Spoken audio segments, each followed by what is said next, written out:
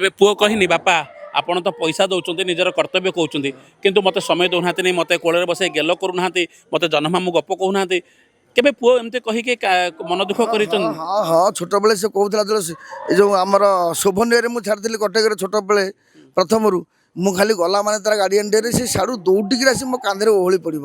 ହଁ ବାପା ତୁମେ କେଉଁଠି ଅଛ ମୋତେ ମାଆ କାହିଁ ଆଇଲ ନା ମୁଁ କହିଲି ଆରେ ବାପା ମୁଁ ତ ଏକୁଟିଆ ଆଇଛି ବହୁତ ଆସିନି ଆଉ କ'ଣ କରିବା ତାକୁ ଛୋଟବେଳୁ ବି ସେ ସେମିତି କନ୍ଦାକଟା କରେ ଆଉ ଏବେ ତ ଟିକେ ବଡ଼ ହେଇଗଲାଣି ଟିକେ ବୁଦ୍ଧି ହେଇଗଲାଣି ଆଉ କିଛି କହୁନି। କେଳୁ ଭାଇ ଯାତ୍ରା କମେଡ଼ିଆନଙ୍କ ନାଁରେ ଗୋଟେ ବଡ଼ ଅଭିଯୋଗ ଆସେ ସେମାନେ ସ୍ଲାପଷ୍ଟିକ୍ କମେଡ଼ି କରନ୍ତି। ସ୍ଲାପଷ୍ଟିକ୍ କମେଡ଼ି ମାନେ ଦୁଇ ଅର୍ଥବୋଧକ କମେଡ଼ି ଖରାପ କଥା କୁହନ୍ତି ଅଶ୍ଳୀଳ କଥା କୁହନ୍ତି ଲୋକକୁ ହସିବା ପାଇଁ।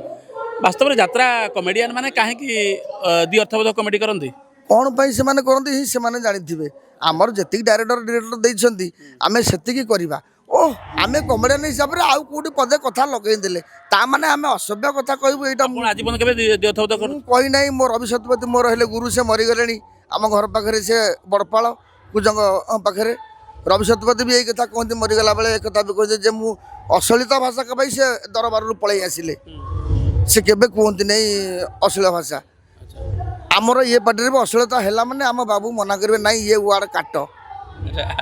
କେଳୁ ଭାଇ ଆମେ ନଳିନ ଅପାଙ୍କୁ ବିବାହ ପୂର୍ବରୁ ଆମେ ଯାତ୍ରା ପାଟରେ ରହୁଛୁ ଘର ଛାଡ଼ି ରହୁଛୁ ଗୋଟେ ଗ୍ରୀନ୍ ରୁମ୍ ଭିତରେ ରହୁଛୁ ପିଲାଳି ଆମେ ବୁଦ୍ଧି ଚପଳାମି ବୟସ ସେତେବେଳେ କାହା ପ୍ରତି ଆକର୍ଷଣ ଟିକେ ହଟିଯିବ କାହାକୁ ପ୍ରେମ ହେଇଯିବା ଆପଣଙ୍କ ଜୀବନ କେବେ ପ୍ରେମ ହେଇନି?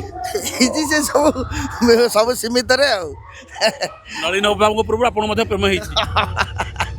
ହଁ ସେତେବେଳେ ସେ ପିଲାଳିଆ କଥା ସେତେବେଳେ କ'ଣ କରିବା କିନ୍ତୁ ପ୍ରେମ ସକ୍ସେସ୍ ହେଲେନି। ନାହିଁ। ଏବେ ନଳିନ ଅପା ମନେକର ଶୁଣୁଥିବେ କହିବେନି ତୁମେ ମୋ ଆଗରୁ ବି ଆଉ ଜଣଙ୍କୁ ପ୍ରେମ କରୁଥିଲ ତ କେମିତି? ସେ ଜାଣେନି ଆମେ ଯେତେବେଳେ ପିଲାଳିଆ କଥା ସବୁ ସେତେବେଳେ ନାଟପାଟରେ ଏତେ ସବୁ ନଥିଲା। ଆମେ ଗୋଟେ ଟ୍ରକରେ ଯିବା ଆସିବା କରୁଥିଲୁ ଗୋଟାଏ ଟ୍ରକ୍ ଉପରେ ପେଟି ଲୋଡ଼ ହେବ ପେଟି ଉପରେ ଆମେ ବାଡ଼ି ପୋତା ହେଇକିରି ଆମେ ସବୁ ଗୋଡ଼ ଓହଳେଇକିରି ବସିବୁ ମୁଣ୍ଡରେ ଠେକା ବାନ୍ଧିକିରି। ହଁ ଯଦି ଶୋଇବୁ ଗୋଡ଼ ଓହଳି ଥିବ ସେମିତି ଶୋଇବୁ ଭିତରକୁ ଟ୍ରକ୍ ଉପରେ ଯାଉଥିଲୁ ଗୋଟେ ପାଲ ରହୁଥିଲା ବର୍ଷା ହେଲେ ସବୁ ଯାକ ପାଲ ଏମିତି ଆମେ ଘୁରି ହେଇ ପଡ଼ୁଥିଲୁ। ସେତେବେଳେ ଜୀବନ ସବୁ ସେତେବେଳେ ଥିଲା। ହଁ ଆଉ ସେତେବେଳେ କଥା ଏତେବେଳେ କଥା ବହୁତ ଡିଫରେନ୍ସ। ଏବେ କୋଣାର୍କ କଣ୍ଡକ୍ଟର ଆମ ମାଲିକ ହେଲେ ବହୁତ ବଢ଼ିଆ ଲୋକ ଭାରତ ଭୂଷଣ ଦେଓ ତାଙ୍କର ଭଲ ପାଇବା ତାଙ୍କର ଇଏ ଯାତ୍ରାପାଟି ଚଳେଇବା ତାଙ୍କର ପରିଚାଳନା ଆମେ ଛାଡ଼ିକିରି ଯାଇପାରୁନାହୁଁ।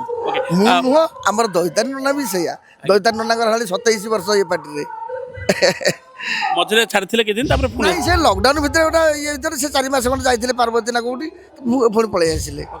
ପ୍ରାୟ ଲବି କରନ୍ତି ପ୍ରାୟ କୁହନ୍ତି ଯେ ମୁଁ ହିରୋ ଅଛି ମାନେ ମୋ ସ୍ତ୍ରୀ ହିରୋଇନ୍ ହେବ ହିରୋଇନ୍ ମାନେ ମଧ୍ୟ କୁହନ୍ତି ମୁଁ ହିରୋଇନ୍ ଅଛି ମାନେ ମୋ ସ୍ୱାମୀ ହିରୋ ହେବ ଏମିତି ଗୋଟେ କୁହନ୍ତି। ତ ନଳିନୀ ଅପା କେବେ କହିନାହାନ୍ତି ମୋ ସ୍ୱାମୀ ବି ଆପଣ ହିରୋ କରନ୍ତୁ ମୁଁ ହିରୋଇନ୍ ଅଛି? ତା ଜୀବନରେ ସେ କେବେ କହିନାହିଁ। ସାର୍ମାନଙ୍କୁ ବି କହିନାହିଁ ଯେ ମୋତେ ଇଏ ପାର୍ଟ ଦିଅ ମୁଁ ଇଏ ପାର୍ଟ ଭଲ କରିବି ଅମକ କରିବି। ସେ କୁହେ ଯେ ମୋତେ ଯେଉଁ ପାର୍ଟ ଦିଅନ୍ତୁ ମୁଁ ଭଲ କରିବି ସେଇଟାକୁ ହିଁ ଭଲ କରିବି ମୋତେ ବୁଢ଼ୀ ଦିଅନ୍ତୁ କି ଆଜ ଆପଣ ବିଶ୍ୱାସ କରନ୍ତୁ 15 ବର୍ଷ ତଳେ ଏମିତି କାହାଣୀ କେବେ ଶୁଣିନି। ଗୋଟେ ନାଟକ ଆମର ହେଉଥିଲା ପୁରା ଜବରଦସ୍ତ ନାଟକ ସେଥିରେ ପୁଣି ସେ ବିଧବା ରୋଲ୍ କରୁଥିଲା ବୁଢ଼ୀ ରୋଲ୍। ତେଣୁକରି ଆର୍ଟିଷ୍ଟ ସେ ସବୁ ପ୍ରକାର ଆକ୍ଟିଂ କରିବାଟା ହିଁ ଭଲ। ସେ କେବେ ବି କୁହେନି କେଉଁ ସାର୍କୁ ମୁଁ ଆପତ୍ତି କରିନି ଯେ ମୋ ମିସେସ୍କୁ ଭଲ ପାର୍ଟ ଦିଅ ମୋତେ ଭଲ ପାର୍ଟ ଦିଅ ତାଙ୍କ ଇଚ୍ଛା ସେ ଆମକୁ ରଖିଛନ୍ତି ସେ ଯେଉଁ ପାର୍ଟ ଦେବେ ଆମେ ସେଇ ପାର୍ଟ କରିବୁ। ଓକେ ବର୍ତ୍ତମାନ ପାଇଁ ଅନେକ ସାରା କମେଡ଼ିଆନ୍ ଅଛନ୍ତି ଭିକାରୀ ଭାଇ ଅଛନ୍ତି ଦୟାନା ଅଛନ୍ତି ଅନେକ ସାରା କମେଡ଼ିଆନ୍ ଅଛନ୍ତି ବାପି ଭାଇ ଅଛନ୍ତି ତ ଆପଣ କାହା କମେଡ଼ି ଆପଣଙ୍କୁ ଭଲ ଲାଗେ? ମୋତେ ମୋ ଗୁରୁ ହେଲେ ରବି ଶତପଥୀ ପରେ ବୁଦ୍ଧିଆ ନନା ପରେ ମୋତେ ଭିକାରୀ ପାର୍ଟ ବି ଭଲ ଲାଗେ।